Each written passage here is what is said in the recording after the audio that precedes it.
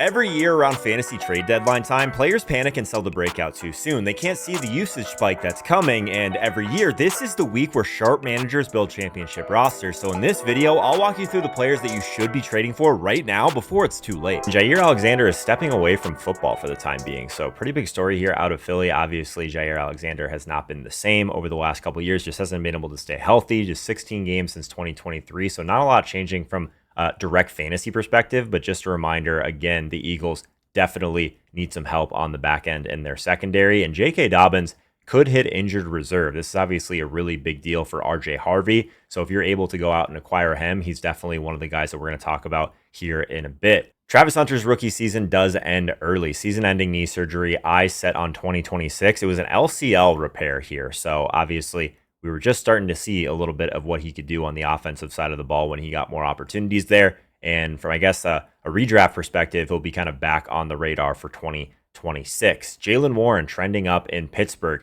They're trying to get him some more work. So this is one of these guys that I think makes a fantastic start. Added him to a couple of videos already so far this week. It looks like he's only kind of being held back by game script at this point. Definitely not performance. So if the Steelers can kind of sustain drives, I think Warren could be in line for legit running back one usage against the Bengals. Obviously, the Bengals, the worst team in the NFL at defending the run.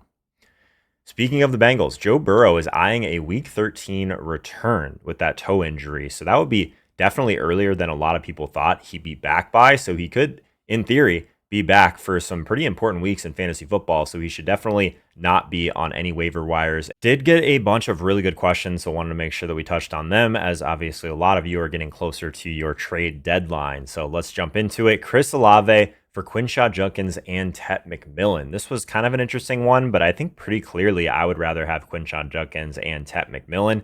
I think you can make an argument for Olave over Tet, of course, with how little that the Panthers have been throwing. With Quinshon Judkins, definitely not giving up on him yet. So if you can go 1 for 2, love that for you, giving up Olave, getting both of those guys. Rashee Rice and Sam Darnold. So essentially this one comes down to Rashee Rice, Sam Darnold for DeAndre Swift and Dak and Marvin Harrison Jr. This one's relatively close, but for me, I think I'd just rather have Rashee Rice. He's the best player in this deal by a mile, and I think the Sam Darnold versus Dak Prescott thing is mostly a wash. Let's see what else we got here. Like you, buddy, but no way I would have anyone you mentioned on my team. Yeah, just going through like the waiver wire video comments. Totally fine, man. It depends on how deep your league is. There are probably some people too that think I don't go deep enough on the waiver wire. I try and do that a little bit more in the Fantasy Accelerator community. But yeah, man, if you're just in like a more shallow league, 10 teams, 8 teams, I think a lot of these guys would probably be available. And then, yeah, maybe your starters are better. So definitely no big deal there. I would say like on the Woody Marks front, he's someone that we'll talk about a little bit later as well. People are getting frustrated. So even just look at this comment here. Tired of that split backfield.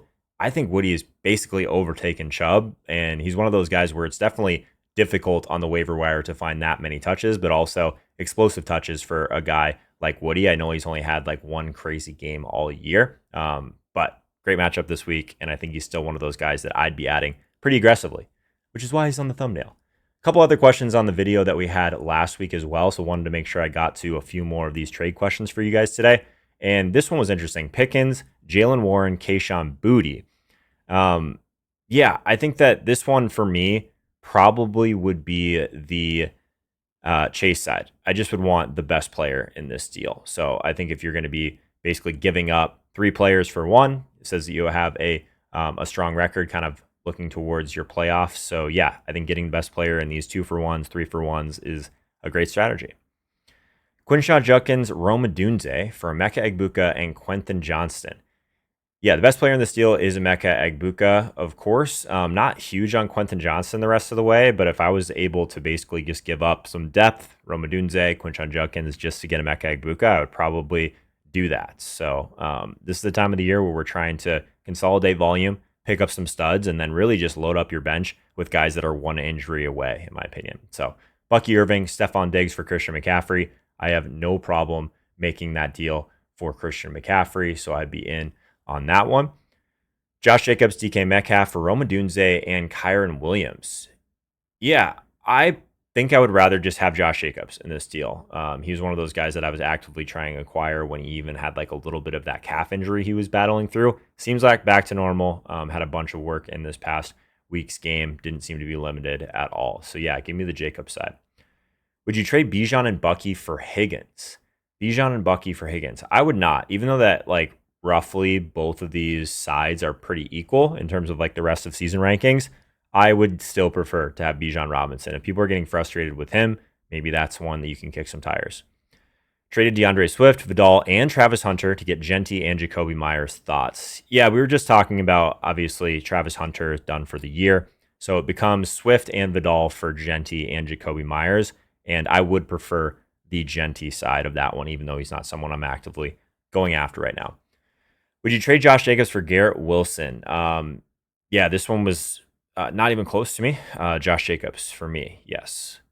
Achan and Pittman for Egbuka and Rome. Running backs are currently ETN, Walker, and wide receivers are DK and Tet.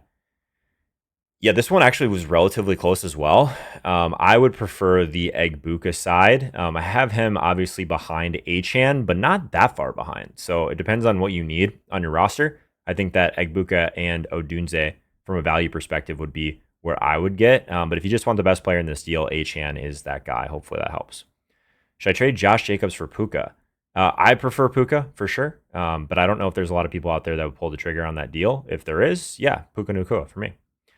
CMC and Marvin Harrison Jr. and Jaylen Warren for Bijan Robinson and Quinshon Judkins. Yeah, so even if we washed McCaffrey and Bijan, so it becomes Quinshon Judkins versus Warren and Marvin Harrison, it is a little bit closer, honestly. I think I just take the McCaffrey side. I think I like Jaylen Warren more than most people right now, though, personally. Who would you trade for Zay Flowers? Okay, so like guys in the range of Zay Flowers, or guys that I would rather have Zay Flowers than George Pickens. I would rather have Zay Flowers than Ladd McConkey. I would rather have Zay Flowers than like guys like Devonta Smith, Ashton Genty, Tyler Warren, who we were just talking about.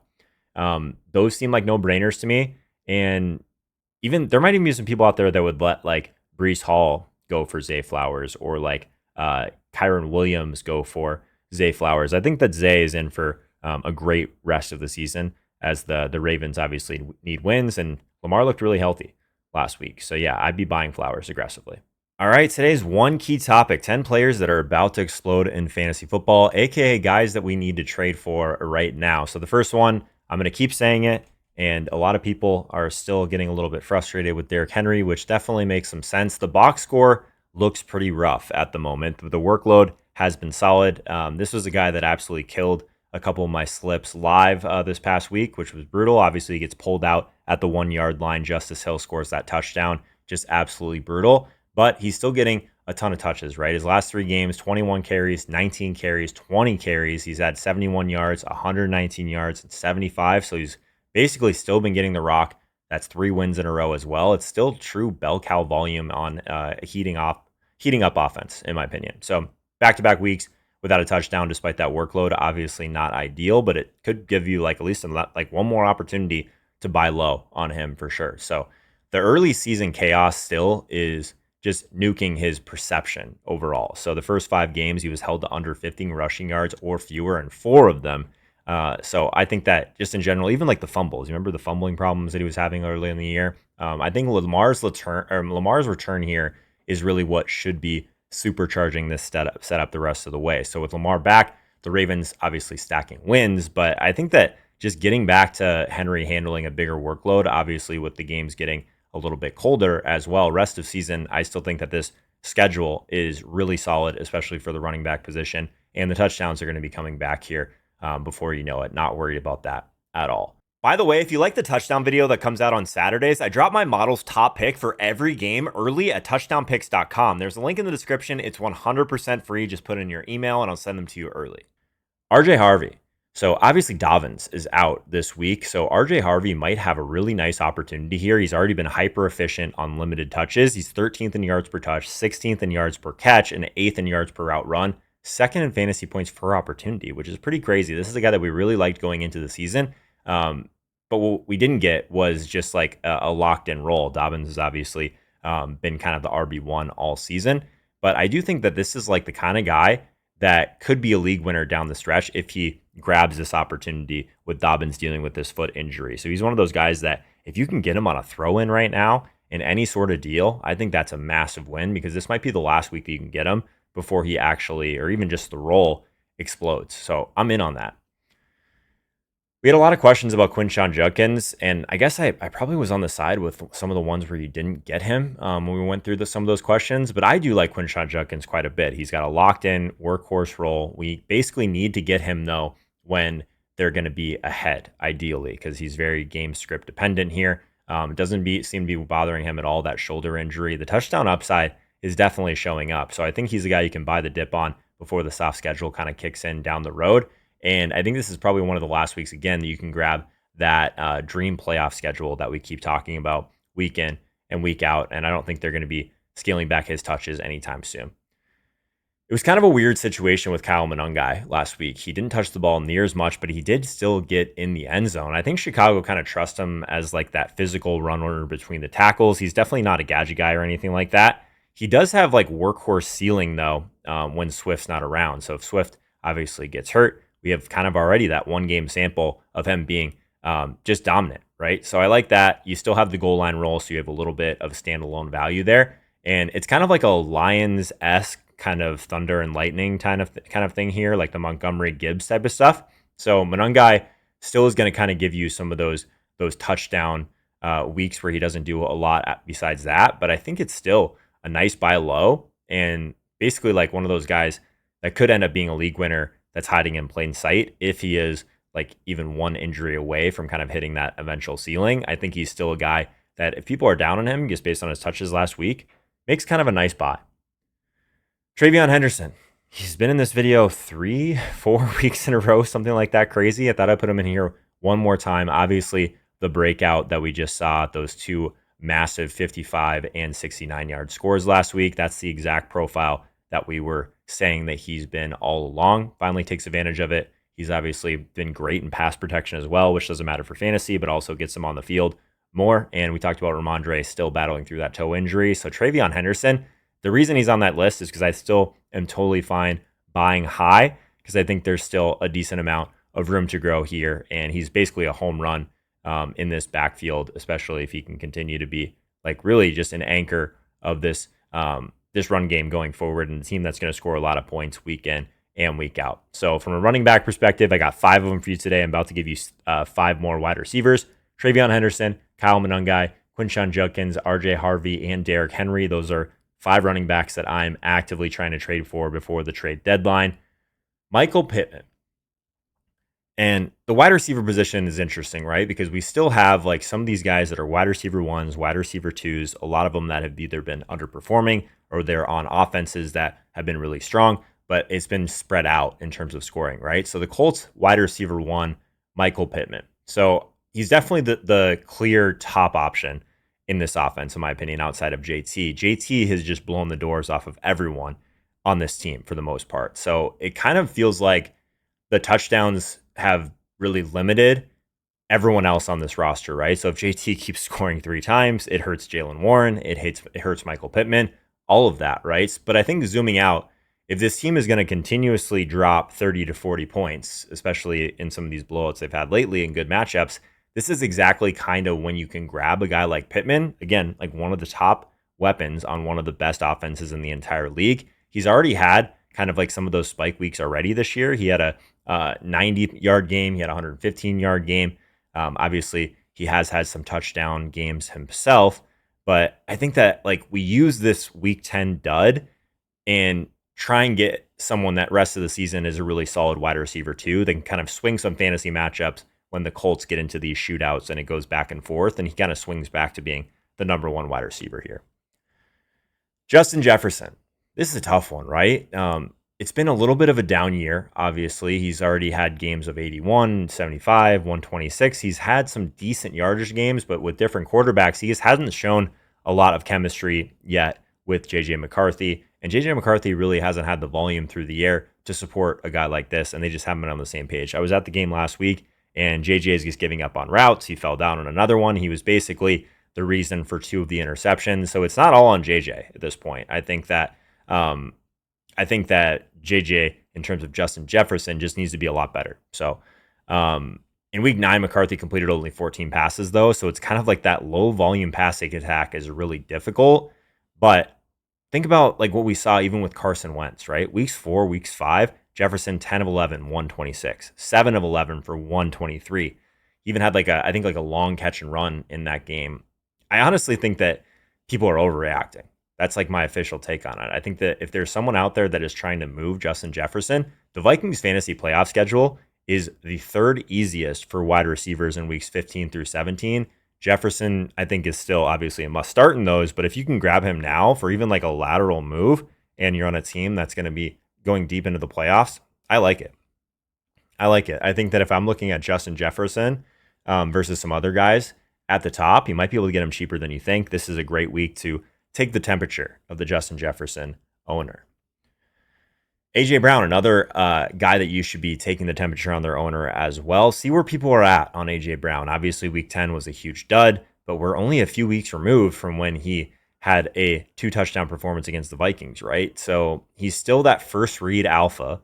To me, he's still the guy you want over Devonta Smith. There's just going to be some volatility here with there being games that the Eagles don't have to throw as much. So you know what you're getting there, but the efficiency still should be very strong. And they do have one of the easiest wide receiver playoff schedules. So this is a time of the year where we can start to capture some of these guys that have some upside in the playoffs and start to really just grab some guys that are due for positive regression as well. And some guys that I think at some point are going to regress back to the mean in terms of their volume as well. So I think if we were to draft again today, AJ Brown probably wouldn't be like a top 5 receiver by any means, but he would still probably be a top 12, top 15 guy. And if he's not being treated like that by his owner, I think he's a decent guy to scoop up.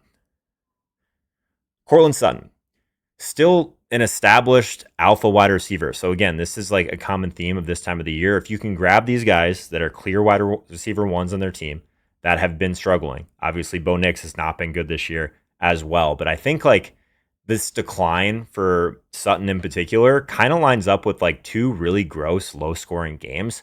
So, and obviously Franklin's been very good. The surge of his targets, I think, is real for sure. But if we're just kind of going to the guy that continuously has shown that he can earn targets, but also earn downfield targets, but also score touchdowns, Courtland Sutton's a really nice buy. Last year, he owned nearly a third of Denver's red zone targets. That was almost half of their end zone throws as well. This season, he's already logged multiple 80-yard games. And I think this is one of those ones that it just feels like the perfect buy low spot for him, right? Denver's remaining wide receiver schedule also is strong to neutral. So I think that this is like the textbook buy low spot. I think he's still that dude in Denver. These ugly game scripts plus like Franklin's little mini surge.